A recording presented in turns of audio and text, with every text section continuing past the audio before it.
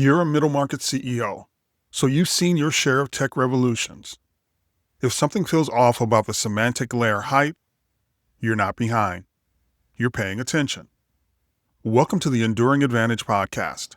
I'm your host, Zachary Alexander. The analysts are right about the need. We need to improve decision-making using AI. The vendors are wrong about the solution. If you fear that the semantic layer is just another money pit designed to extend the life of obsolete solutions, you're not wrong. Not only do you hear the drumbeat for semantic layer ratcheting up, your board members do too. You know that entropy comes for all markets and industries. When AI capabilities double every 7 months, the cracks show faster than anyone expects.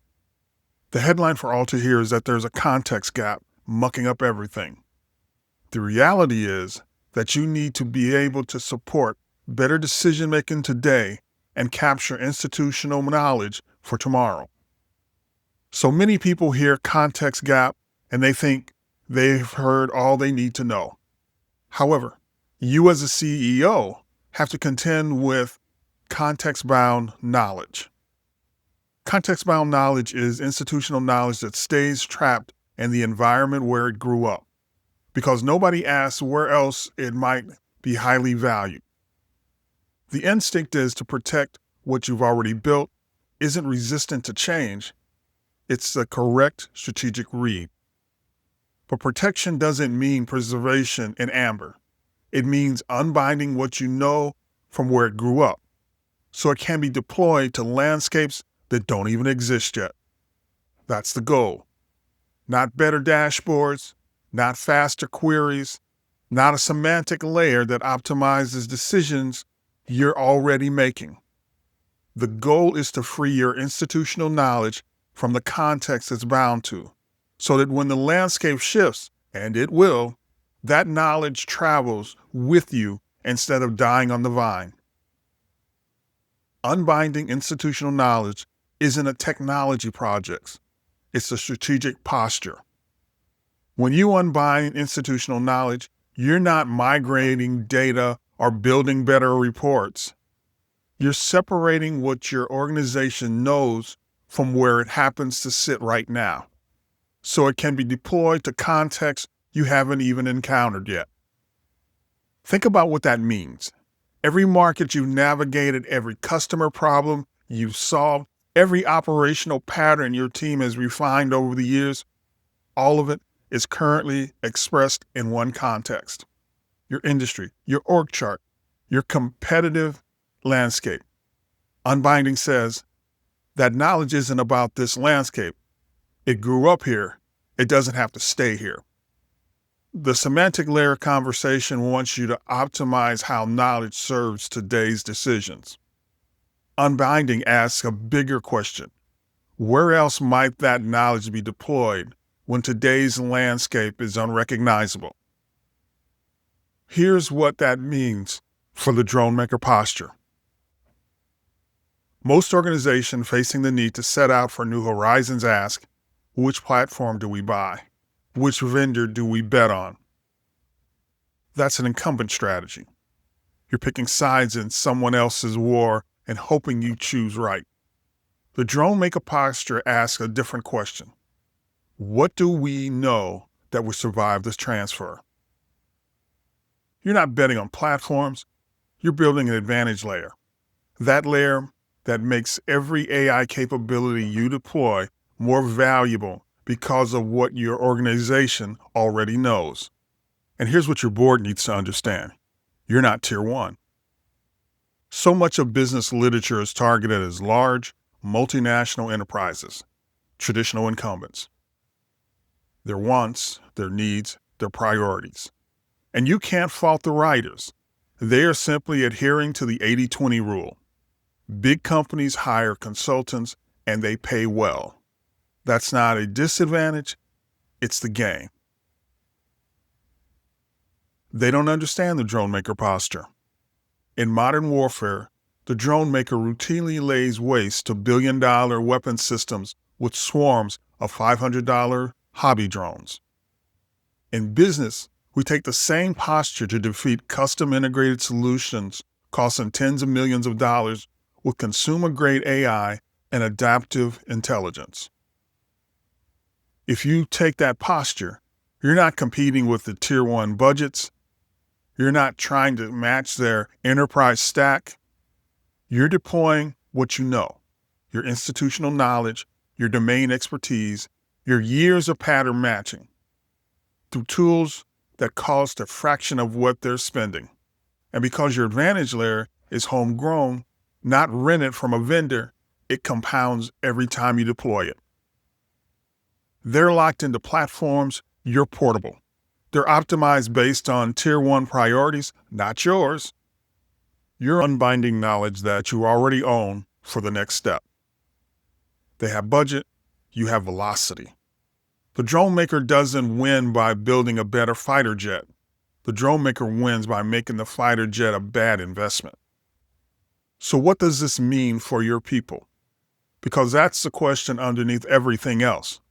Not which platform to buy, not which vendor to bet on. What happens to your workforce? Here's the answer. Your people aren't becoming obsolete, they're becoming operators. There's a distinction that matters here. Syntax expertise versus mission specialty. Syntax is implementation, writing the code, generating the report, executing the task. AI handles that well. That's not a prediction. That's the current state of affairs. The mission is everything. Mission alignment, course correction, strategic judgment. Knowing that the AI's recommendation looks right on paper, but doesn't account for what happened with that customer 3 years ago. Knowing which pattern match, which ones are noise, knowing when to override. They're now operators. Same domain knowledge, same institutional knowledge, different operational identity. Even the most sophisticated drone swarms have operators. Not because the technology is inadequate, because swarms need guidance, mission alignment, course correction. That's a human function. It doesn't go away, it becomes a differentiator. It's odd that in a conversation about the context gap, we now have to look at your job descriptions. What do they ask for? 10 years of Salesforce experience, 5 years of Python. Certified in this platform, trained on that system. That's a syntax checklist. You're now hiring for implementation skills that AI handles better than any human you can afford. Here's what an AI native job description should ask. What level of AI operator are you? 100 foundational, 200 intermediate, or are you 300 and above? Try asking those types of questions the next time someone brings up the context gap. Everyone knows the Blockbuster story. They had the chance to buy Netflix for $50 million. They laughed it off. Filed for bankruptcy in 2010. It's the most popular cautionary tale in business. The company that couldn't see the future. But here's a story that doesn't get told enough. While Blockbuster was clinging to late fees and physical stores, Circuit City, another company that eventually went bankrupt, did something Blockbuster never could. They asked the second question. Both companies were facing the same thing. The landscape they grew up in was disappearing. Consumer electronics, retail was dying. Video rental was dying. Entropy was coming for both of them. The high-level use case is identical. What do you do when the landscape shifts beneath you? Blockbuster's answer, optimize harder. More stores, more inventory. They even tried to buy Circuit City for $1 billion in 2008 to double down on physical retail. They looked at what they knew and asked, how do we do more of this? Circuit City's answer, at least the answer that Sharp and Ligon, the CEO and VP of corporate planning, was different. They asked, where else might what we do be highly valued? They looked at their expertise in pricing transparency, inventory management at scale, and customer trust in high-stakes purchases, and realized none of it was about electronics. It was about the buying experience. So they built CarMax, Project X at the time. also known internally as honest Rick's used cars. And here's what nobody tells you. It nearly didn't work. CarMax bled money for 7 years. Circuit City put up $170 million to get it started, then eventually cut it off, forced them to find their own capital. They had to take CarMax public as a tracking stock just to fund the expansion. They tried a no-fees model. Customers didn't care. They expanded into new car franchises, Chrysler, Toyota, Nissan. That didn't stick either. They didn't turn a profit until the year 2000, barely. 1.1 million on $2 billion in revenue. 7 years of failed experiments with the knowledge transfer. Price and transparency survived the transfer. Inventory management survived. Customer trust architecture survived the transfer. The container was completely different. Used cars instead of electronics. The contexts were the same. By 2002, Circuit City spun CarMax off. The spinoff gave shareholders stock $1.2 billion. Today, CarMax operates over 250 stores in 41 states. Circuit City filed for bankruptcy in 2009. And Blockbuster, the company that never asked the second question, filed for bankruptcy in 2010. 2 bankruptcies. One company left behind a $20 billion legacy because it unbound its knowledge before the landscape collapsed. The other left behind nothing because it optimized for a landscape that was already gone. That's the second question in action. Not clean, not fast, not guaranteed, but the only question that builds something that outlasts the landscape it grew up in. While the world is debating semantic layers, institutional knowledge is depreciating. Right now, dying on the vine. At the end of every day, it walks out the door, and sometimes it never comes back. Nobody tracks this. Your CFO can tell you the depreciation schedule on every piece of equipment in the building, but the knowledge your senior operators carries out the door, why the process works that way, what happened the last time someone tried to change it, which customer relationships run on trust that only one person holds. That's not on a balance sheet. It's not in any systems. It's in someone's head. And when they leave, it leaves too. It's not just people. Every time you migrate a system, you capture the structure, the data in the fields, the workflows. You don't capture the reasoning, the workaround someone built because the system couldn't handle an edge case, the institutional memory about why that field matters. You modernize the platform and you lose the knowledge that made the old one work. So you've got knowledge walking out the door every evening and knowledge getting stripped out every time you upgrade. And the world is debating semantic layers. So how do you stop knowledge from walking out the door? You build a context graph, not a dashboard, not a data warehouse, a living map of what your organization actually knows and where the knowledge compounds. Think about it like this. Right now, you should be building systems that help AI build the right tools for the right tasks. Conserving the number of tokens each prompt consumes is basic economics. The next stage requires capturing decisions. A context graph starts there, but doesn't stop there. Every time an operator makes a decision, overrides an AI recommendation, grants an exception, applies knowledge the system couldn't, that generates a decision trace. It's the institutional knowledge that currently lives in someone's head made visible. The context graph captures it. Not the raw data, the reasoning. Why this operator changed the recommendation, what they knew that the system did. Over time, those decision traces start connecting. A pricing pattern in the Western region shows up in the Eastern region. A customer trust approach that works in one division transfers to another. The context graph tracks which patterns survive the transfer and which ones don't. It maps your institutional knowledge, not as a static document, but as an adaptive layer that gets richer every time someone makes a decision. Knowledge compounds. That's the advantage layer. It starts as navigation, helping AI tools find the right system. It compounds into something no competitor can replicate, a map of what your organization knows, where it transfers, and what it's worth to you. Every decision trace makes the map richer. Every deployment across a new context tests what survives. Every survival compounds the value. Knowledge that was dying on the vine is now knowledge that compounds. A semantic layer tells you what your data means today. A context graph tells you what your organization knows, where that knowledge compounds, and where it is yet to be harvested. The semantic layer answers the first question. Does what we know make us better at what we already do? The context graph helps us answer the second question. Where else might what we know be highly valued? So you've got the context graph capturing knowledge. Now, how do you deploy it?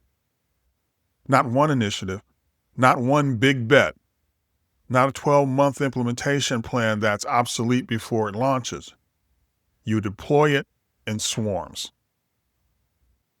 40, 50 initiatives simultaneously.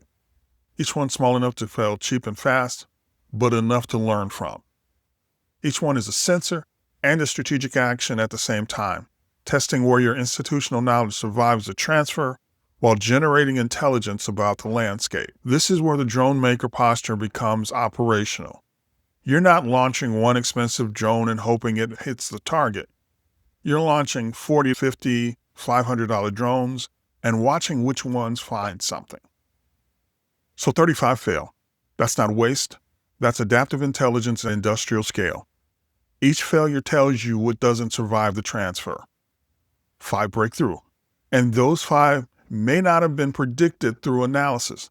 They emerge through deployment. 2-week cycles, not quarterly reviews, not annual planning. Every 2 weeks, you're adapting, killing what isn't working, and scaling what is. Launching the next wave based on what you learned from the last one. 26 adaptive cycles a year versus your competitor's 1 strategic planning cycle. Your competitor's still analyzing which single initiative to pursue. You've already deployed 40, failed fast at 30 on 35, identified 5 breakthroughs, and started your second wave. By the time they've scheduled their kickoff meeting, you're scaling proven winners and launching your third wave based on adaptive intelligence from wave 1 and wave 2. And here's what makes this so effective. Every swarm cycle enriches the context graph. Every deployment tests which patterns transfer. Every failure maps which knowledge doesn't survive. Every success maps where it compounds. The context graph gets richer with every wave. The intelligence compounds. And a competitor starting from 0 can't replicate the map because the map only exists because you deploy it. That's the formula. Volume times speed times adaptive intelligence equals enduring advantage. Not a fortress, not a moat you build once and hope it holds. A living system that gets stronger every 2 weeks because you keep deploying and keep learning. So let's bring this back to where we started. Your board is going to hear context gap and reach for a semantic layer.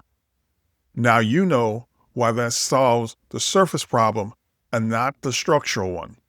The structural problem is context-bound knowledge, institutional knowledge that's trapped in the environment where it grew up because no one asked where else it might be highly valued. The goal isn't optimization, it's unbinding, freeing what your organization knows from the context it's bound to so it can be deployed to landscapes that don't exist. The posture is drone maker. Not competing with Tier 1's budget, building an advantage layer with consumer-grade AI and adaptive intelligence that makes their enterprise stack irrelevant. Your people aren't becoming obsolete. They're becoming operators, mission specialists, whose years of domain knowledge is the most valuable asset in the building, and your job descriptions need to catch up. Circuit City asked where their knowledge might be highly valued. Built a $20 billion company Blockbuster optimized for a landscape that was already gone, left behind nothing. The context graph captures what's currently walking out the door, decision traces, patterns, the reasoning nobody writes down. It maps where knowledge compounds and where it's still dying on the vine. And you deploy in swarms, 40 initiatives, 50 initiatives, in cycles that takes weeks. Every wave enriches the map. Every failure teaches what doesn't survive the transfer. Every success maps where knowledge compounds. Volume times speed times adaptive intelligence equals enduring advantage. The map only exists because you deployed, and no competitor can replicate that without putting skin in the game. That's enduring advantage, not a fortress you build once, a living system that gets stronger every 2 weeks. The question isn't whether the context gap is real. It is. The question is whether you unbind what you know and deploy it before it dies on the vine.